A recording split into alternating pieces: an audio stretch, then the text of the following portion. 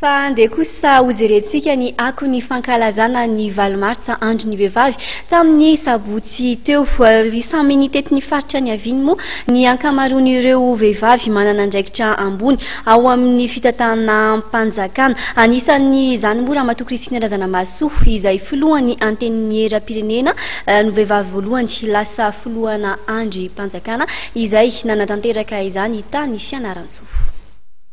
Samy namonjy ny faritra ny aviana avokoa ireo vehivavy manana andraikitra eo amin'ny fitantanan-dra-mpanjakana nankalaza ny andro ny 8 martsa amin'ny farany herinandro teo. Raha toka tany Antsohira Ramatoa Rufiny Tsiranana izay ministry ny fanapaha-pahefana dia tamin'ny Fianaratsoa kosa Ramatoa Kristina Razanamahasoa izay tsy iza fa ny filohan'ny anteny mera-pirenena.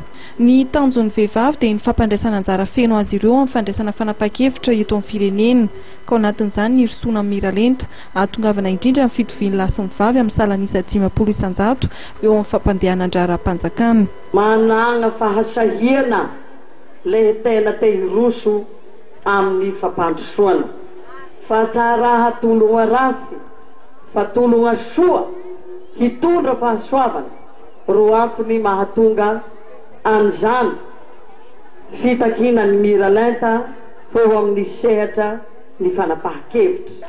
Koa dia magnome toky antsika apela fa ny tegnako dia hiezaka hitondra ny hetahetatsika apela mba havadika ho lalàna agnara-maso miaraka amin'ireo solombavam-bahoaka rehetra satria izany tokoa no anjara sy andraikitray ao amin'io anteny mera-pirenena io. Marina fa ankehitriny dia mbola manodidina ny 300 isan-jato ny tamin'ny fandraisana anjara amin'ny vehivavy eo amin'ny sehatry ny fanapahan-kevitra indrindra eo amin'ny lafiny ara-politika. Tanisa izay mbola lavitra mihoatra amin'ireo firenena mandroso izay efa mahatratra 500 isan-jato raha tsy hiteny fotsiny fitsinjaran'ny lahy sy ny vavy eo anivon'ny gouvernemanta frantsay.